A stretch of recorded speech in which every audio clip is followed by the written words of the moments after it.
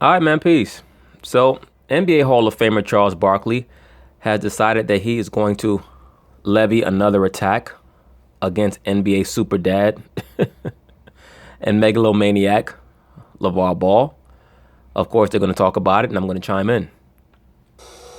Thank you. All 10 of Stephen A's TVs are going to be on that game. Meanwhile, the Lakers front office recently met with LeVar Ball about toning down some of his public criticisms of Luke Walton, according to our Ramona Shelbourne. Charles Barkley was on Golic and Wingo this morning and offered his opinion on LeVar.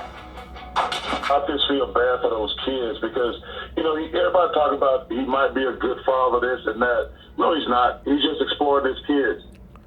Well, one must wonder, how would Charles Barkley know what a good dad is, seeing as he never had one? And when you pay attention to how Charles Barkley conducted himself throughout his NBA career, it's very obvious that he never had a father figure in his life. Very obvious. And you see that today with many of these modern day so-called black males who are missing father figures or actual fathers in their life. They're very emotionally unstable, or tend to be, unless they have found some other force that was able to make up for that void in their life. And they oftentimes project themselves and represent themselves in the way that a female would. Why? Because the female energy has dominated their life from their childhood upward. Charles Barkley is someone who very clearly and blatantly is emotionally and psychologically unstable. He needs to be around basketball. He needs that job at TNT, or he'll go down the drain. He'll definitely go down the toilet bowl. And he knows that. Very similar to another mama-raised super athlete, Chris Carter. If Chris Carter does not have that job at FS1 or some other sports station, he will descend back into a world of drugs and alcohol. And he'll tell you that. But please notice, these are the same guys who love to attack people like LeVar Ball, a man who, as LeVar Ball states, does not smoke and does not drink. Why is that? Because he had a form of stability in a household with a strong man who was able to, to show him that you don't need those type of substances to feel better about yourself. And it always interests me when people like Charles Barkley make these statements about how bad they feel for LeVar Ball's children. If you really feel bad for children, then go buy some of these orphanages and some of these homeless shelters where you have children there, and go adopt one, since you feel so bad for kids. I'm pretty sure that you won't. As a matter of fact, the last time that I remember Charles Barkley interacting with a child, he was spitting in the little girl's face. His kids, I love the kid playing for the Lakers. I don't know the other two kids. He's all about big ball of brand. Well, what business owner isn't all about their brand? That's Charles Barkley speaking as an employee. When you have an employee mindset, there's nothing wrong with having a job, but when you have an employee mindset, you really can't relate to somebody who's trying to create their own thing, who's trying to create their own imprint. It's literally all you think about from when you get up to when you go to sleep. So of course, that's what he's focusing on, because he's a business owner. He's trying to create his own brand, and every time you speak about him, you're helping him out. If you see the turnout that he and his son had, Lonzo, when they hit New York, it was pretty respectable, very respectable. And with the way that you can promote and publicize your business on the internet now, on social media, I have little doubt that the big baller brand is going to be relatively successful, as long as they keep pushing. So yes, it is a family business, so the sons should be involved. He has no foreseeable talent. He's trying to make money on his kids. Well, he has to have some type of talent, because you keep talking about him. How could he have no talent, and every time you turn around, these different networks continue to talk about him? There must be something about him that is talented. People would like LeVar Ball to be somebody who was living under a bridge, and then all of a sudden, he's got his 15 minutes of fame. LeVar Ball had his own business before he created this new one. So, it's just very interesting to see how eager so many people are to try to tear this man down. You would think that he had a criminal history, the way that they try to tear this man down. I've seen criminals that were treated with more respect and regard by Charles Barkley and many others than they have treated this man LeVar Ball. only for promoting his son and now promoting his business. What else is a man supposed to do? But once you move past that paradigm of being a corporate whore, you see, whores don't like to be rejected. Charles Barkley is a corporate whore. He doesn't even know how to think for himself. He really is a caricature. He's a two-dimensional figure. He's a two-dimensional thinker. That's why it's so easy for him to get, that's why it's so easy to get him to do ridiculous shit. Notice how many times in his life he's dressed up like a woman. Why is that? Because he is a pansexual. Okay?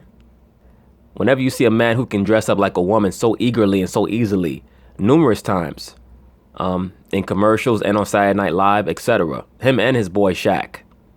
Why is that? Because they're pansexuals, they're boule. That's how they get down behind closed doors. So many times those commercials and those videos are really just, it's really just them trying to show you who they really are.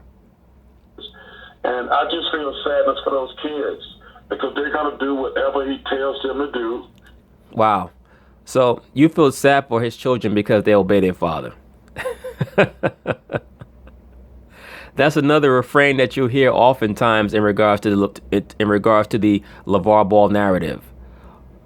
They don't have a mind of their own. Well, what are they, like 16, 18, 19, one just turned 20? Isn't it a job of a father to guide his sons? That once again shows you how much they promote anarchy in America, particularly amongst young black males. And once again, please notice how all these people who claim to hate Donald Trump so much, they choose Donald Trump over LaVar Ball. Once again, black man, what does that show you? That shows you that this is not a place that you should be investing any emotional energy into. This is not that place. Do not invest any emotional energy into being validated by these people. They despise you. No matter how much they hate Donald Trump, they still like him more than they like the average so-called black man just trying to strive to achieve something for himself and his family. And I just don't like the guy at all. Well, you sound like an emotional bitch. Charles feels sorry for his kids, and he says he's exploiting them. No, he doesn't feel sorry for his kids. He's jealous of his kids. Charles Barkley wishes that LaVar Ball was his dad. Okay? That's really all that's about. It's very similar to any other environment that you may have been in, whether it was school or a workplace where somebody is going out of their way to express negative emotions or energy or vibes towards you. There's something about you that they wish that they had. Whether it's your looks or your talent, or maybe they have an attraction towards you. Many times when you're in the workplace or when you were in school back in the day, a female who was aggressively negative towards you is because she does not know how to express that she's attracted towards you. All right. So that's what's going on with Charles Barkley. He's frustrated that LaVar Ball is going about trying to achieve success in a way that he does not comprehend. Like Charles Barkley doesn't comprehend being successful without having to answer to somebody, without having a Caucasian boss to report to, particularly a Caucasian Jewish boss. He can't comprehend that because Charles has no ingenuity in and of himself. Charles Barkley's job is to entertain America by basically being an old fat drunk on TV, which is basically what he is, allegedly. You could look in Charles's face every night and you could see that as soon as they go off the air, there's some alcohol that's going to be going down his throat and probably something going up his nose. All right, no disrespect, allegedly. What's your reaction? It's a tough position for any of us to be in because on one hand, I can completely understand where Barkley is coming from. I think it's safe to say that there are an awful lot of people that has watched LaVar Ball, his theatrics, his histrionics, and they have said the same exact thing. They just don't have a public platform to do so.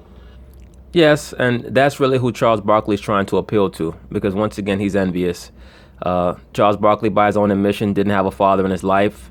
I don't know how that happened. Maybe his mother ran the man off. Maybe the man was just so weak. Maybe the man inseminated the mother willy-nilly. Who knows? But Charles Barkley was raised by his mother and his grandmother, and by his own admission, if he was not an NBA player, he'd be in prison. That's what Charles Barkley has said. So how could you feel sorry for a group of boys who seem to have a father that has a plan A, B, C, D, despite what LaVar says about putting 100% into plan A? LeVar Ball clearly has multiple plans because he had a business before he has this current business.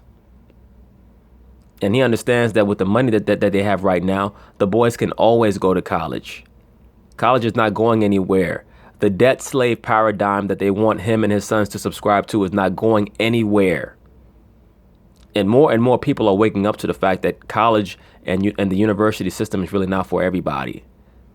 There's nothing wrong with it, but it's not for everyone. There are many successful people all across the world who did not go to college. It's okay. As a matter of fact, America actually needs more people who are craftsmen, things that you don't learn in school. People make six figures becoming craftsmen, whether it be carpenters or plumbers or what have you. So the funny thing is that a lot of these athletes are clamoring for the balls to go to college, and these are the same guys who'll tell you about how crooked the NCAA is. So you're really not against the NCAA not paying the players as much as you try to act like you are. Because you claim that the players should be getting paid, but now LeVar Ball has decided that he agrees with that sentiment and he wants his sons to get paid to enter an apprenticeship to go to play professional basketball, and you're mad at that too. So which one is it? So I'm in no position to say that Barkley is wrong, but I am in a position to say ouch. And the reason I say ouch is because Lonzo Ball is a good kid. By all accounts, LaMelo appears to be the same. LiAngelo may have gotten himself in that situation in China, which is a bad situation to be in. And that was a bad situation, but let me say this. The reason why that situation was as bad as it was and as serious as it was, and the reason why I spoke about it in such serious tones when I made the video about LiAngelo Ball, wasn't because of what he did, but because of where he did it. That's why it was relevant, that people understood the gravity of it. But at the end of the day, his father is the one who had the full story in regards to what the possible repercussions of his son's actions were. The only thing that I could do is give a worst case scenario, which is what we all were working off of because that's what the media promoted. We all know that if LiAngelo had done the same thing in America, he would have just been hit with a citation, and that would have been that. But that really is more of an indictment of the college system than anything else. You have all these people talking about he's going to miss out on going to college and the college experience. What exactly is the college experience? Getting drunk, running trains on whores, possibly being accused of rape, allegedly getting educated, which most college athletes don't get educated. They just go to class, and some don't even show up for class. They sleep through class. They get fake grades. Why is that? Because they're assets for the corporation that they work for, that being the NCAA. But just because he made a mistake as a kid doesn't mean he's a bad kid and that he can't recover from it. LeVar Ball has something to do with that. He's their daddy. And so when I look at it from that perspective, I just say to myself, I don't like what I'm seeing. It's too much about big baller. How could it be too much about a family business? Like, I don't understand that. How could a man be speaking too much about family business? Anytime you get a business owner on a TV show, what is he going to do? He's going to promote his business. They even pay to promote their business. It's called commercials. If you're going to give LeVar Ball free commercials, he's going to take it. That's what he's going to do. It's about basketball, and listen, LeVar Ball made the point, the NCAA, Professional Sports League, they exploit kids all the time. Absolutely. What's wrong with a parent, doing it for the sake of our family, et cetera, et cetera. But at other times you look at Lonzo and you see the weight that appears to be on his shoulders. There's no weight on his shoulders. That's a media projection. That's what you'd like there to be on his shoulders. You guys have created this narrative that he's under so much pressure.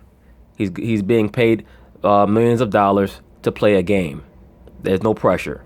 That's what you guys have created. That's the storyline that you created so that you can create a pretext for him to fail. So you can appreciate where Barkley is coming from, but I would never, ever publicly state that somebody is not a good father. Well, that's because you have a little bit more of an understanding of what the ramifications are of that type of allegation, and also you're not a drunkard and a cokehead like Charles Barkley, allegedly. So you never know. Charles Barkley went on an interview with Golick in the morning, so you never know. He might have just got up, had some Jack Daniels right by his bed, did a line of coke, like Denzel in Flight. In the movie Flight, with Denzel just snorting lines of coke all through the, as soon as he got up in the morning, with a damn flight attendant right by his bed. You never know when you interviewing these people at certain hours. So, and once again, all this is alleged, okay? But do I have any doubt that Charles Barkley has substance abuse issues? No, I do not. Okay? No, I don't. But it is what it is.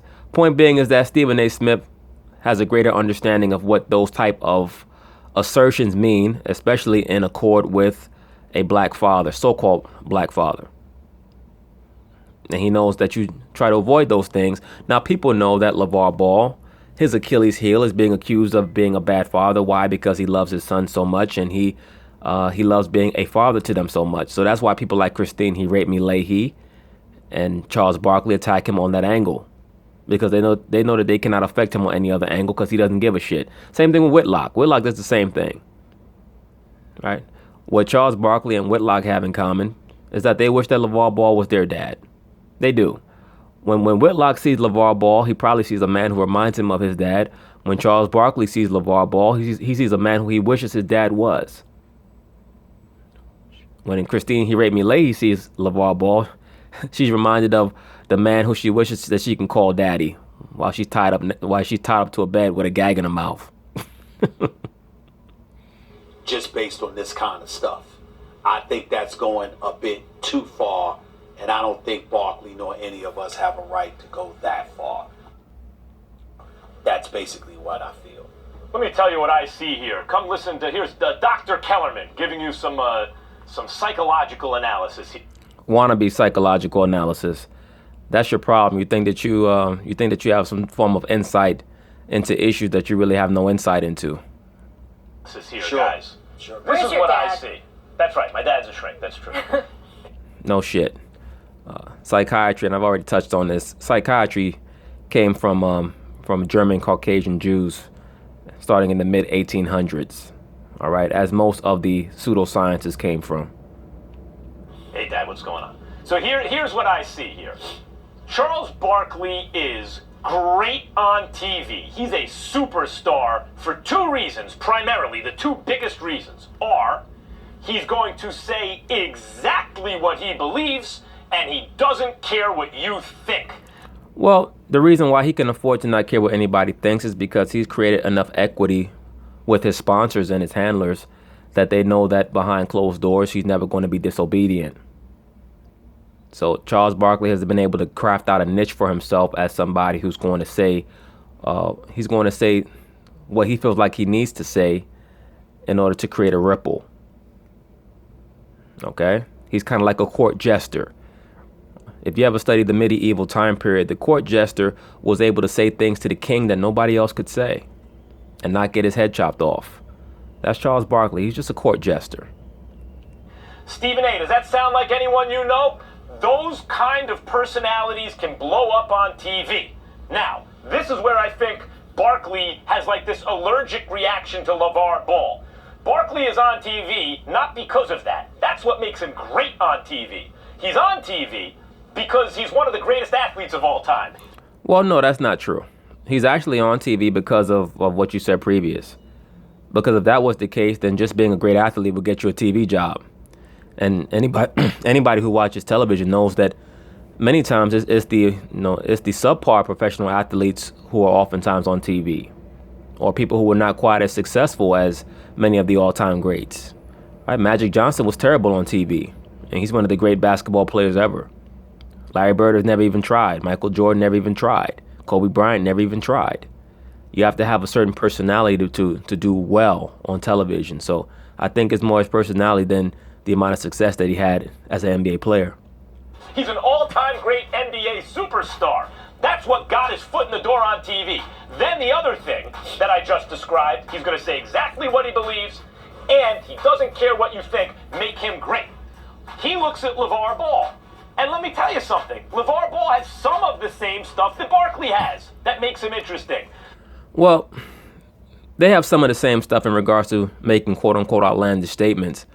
But LaVar Ball is much smarter than Charles Barkley. Much smarter. He's a much better person than Charles Barkley. How do I know that even without knowing either one of them? Just look at how they conduct themselves. LaVar Ball's not throwing people through plate glass windows. He's not spitting on little girls. He's not getting caught searching for prostitutes at 2 o'clock in the morning. Like, you're Charles Barkley. You're such a low-class individual. You cannot even arrange for a high-level escort service to come service you wherever you're staying. You got to cruise through the neighborhood looking for a low-class hoe. That means you're a low-class dude. All the great affluent men, the first thing that they do whenever they get to town is they contact a high-class escort service. That's what they do. They're not cruising through the street looking for prostitutes. And come on. LaVar Ball is going to tell you exactly what he thinks, and he doesn't care what you think about it. That is the same stuff that makes Barkley interesting. Yeah, Max, and it makes, but what do you feel? Well, I get all of that. it makes LaVar Ball interesting. No, hold on, I'm not done. It also makes LaVar Ball interesting. But what do you Barkley think? looks at LaVar Ball and goes, but time out. Why is anyone even paying attention to this guy in the first place? Well, Stephen A., when he opened up his soliloquy by basically stating that he's going to make a psychological evaluation, you should have been prepared for him to go on and on with a silly, nonsensical rant to where he could try to put himself in the place of both of those men, which, when he can't do that. He started off by trying to allege that he knows why Charles Barkley is on TV. He's wrong about that. Charles Barkley's not on TV because he was a great athlete. He's on TV because he was known throughout his career as having an outlandish personality. He could have been a subpar athlete, still been on TV. Look at Mike Golick, who's on ESPN. He was known in his career as having an outlandish personality, but he was a subpar football player. He's been on TV now for almost 20 years. Place. He's not one of the all-time great athletes. Oh, why? Because his son was drafted 2 overall. And that's going to incense Barkley. Because how do you not then think the only reason anyone's putting a microphone or camera in front of this guy's face is because his kid? But Max, what do you feel about Barkley saying such a thing publicly about a dad? I think... Yeah, well, look, we already know that Max is going to take his time stating what he really thinks because he wants you to wait with bated breath as you're doing, because people are supposed to take what Max Kellerman says with such high esteem because allegedly he's supposed to be smart. Once again, the reason why Charles Barkley is mad at LaVar Ball is because Charles Barkley never had a dad in his life. He never had anyone to direct him. That's why he's upset now. With all the perks that he's gotten by being a member of the Boule and cross-dressing and all the rituals that he's most likely gone through behind closed doors, he's still not happy. He's still depressed. That's why he gets high off alcohol and drugs and cheap prostitutes, allegedly. That's why he's mad. Because he never had a man to guide him and teach him how to be validated by himself. He's done the best he could to try to self-validate himself, but it hasn't worked. I think Barkley You're is a dad. not... I don't think Barkley is right about it, but I'm explaining why he has that level of vitriol, I believe. It's because he has an allergic reaction to the fact that he doesn't think that LaVar Ball has done anything to earn the platform, really, to say those sorts of things. Yeah. So Barkley's mad about LaVar Ball just worrying about the brand and not his kids. well. You know the kind of work that LaVar Ball had to put into his kids for them to even be in this position? Agreed. Totally agree with that. But you know that they're not going to take that into account because in this society, people are trained to never give the dad credit. No matter what the dad does, that's what he was supposed to do. Meanwhile, the mother, all she has to do is send her child to a basketball program after school, and he goes on and becomes a great NBA player, and she gets all the credit, i.e. Wanda Durant, because she kept her kids going and they move from place to place. Well, isn't that what she's supposed to do as a mother? Right? I mean, we have to judge people according to the same standards and the same parameters. You can't tell me that men and women are equal, but you want to judge them according to different standards. All right, we can't have that. They seem close. They've spent tons of time together. In LaVar Ball's world, he cares about his kids. I think Barkley's wrong. I don't have a problem answering the question. I hear where Barkley's coming from. I don't think that's for him to say so publicly about another father. I agree with that, especially since Charles Barkley is most likely not a good father himself, just looking at his personality traits. He seems very willy-nilly, very whimsical, does not seem to be a man of wisdom. So what could he possibly have taught his child? Now, we know that there's one daughter that he claims that he had with the Caucasian woman. But I mean, for the most part, the daughter was most likely raised by the mother particularly since Charles has been on the road most of his life. Really, for the last 30 plus years, he's been on the road, 35 years or so. I'm sure that he was not a hands-on dad. But once again, this LaVar Ball figure is very offensive to people because he represents a lot of old school values in regards to male dominance. That's really what it's about. And people talking about how he exploits his children. Anybody who comes from a certain neighborhood, particularly if you grew up in a so-called black neighborhood, you know for a fact in the summertime, if you went to the corner store, and most of the time the corner store is ran by the Arabs, who do they have behind the counter during the summertime? They have their children behind the counter, right? The Arab man will have his son or his daughter even behind the counter. Why? Because even though he may plan for them to go to college, he'll still let them run the store in the summertime because just in case, they may run the family business.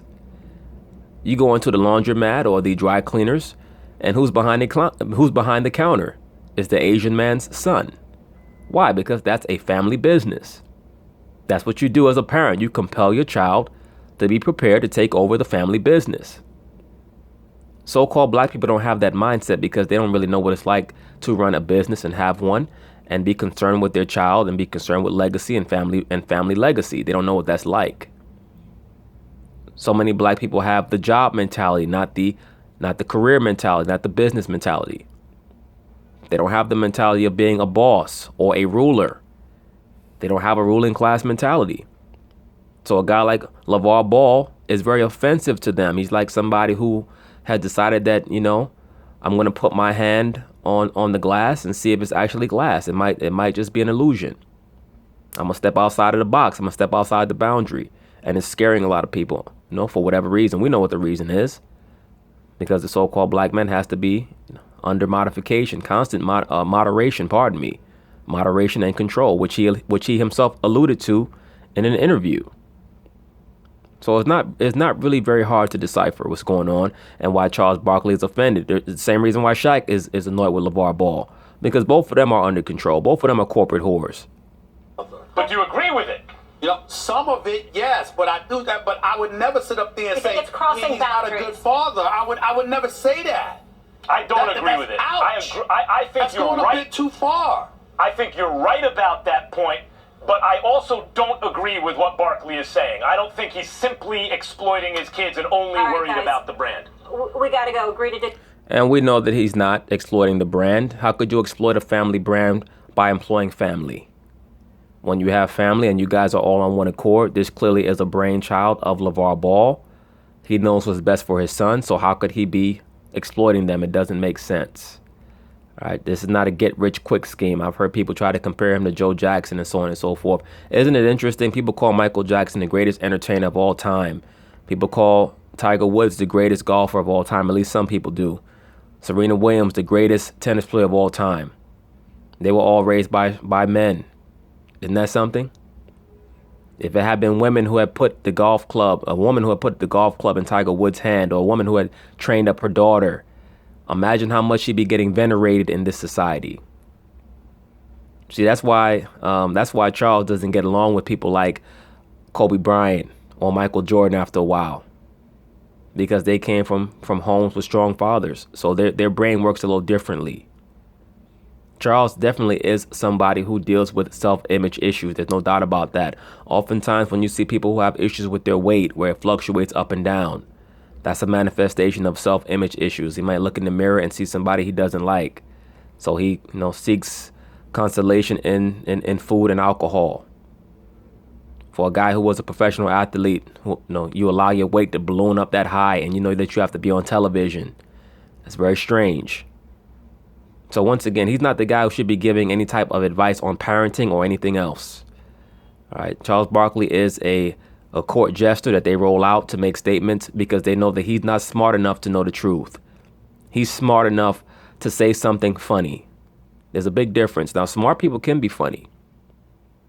Oftentimes, people who are intelligent, they can be funny because they're able to perceive things that other people can't perceive, and they're able to communicate it in a way that is humorous. But you have different types of humor. Charles Barkley is not an intelligent humorist. He's more of a class clown. But he's good at what he does. Nothing against the brother, but when you start making those type of statements which are based in emotional vitriol, That definitely has to be analyzed. And I think that even Stephen A. Smith, who's friendly with Charles Barkley, was disappointed by a statement that very, very clearly was based in hate. But anyway, peace.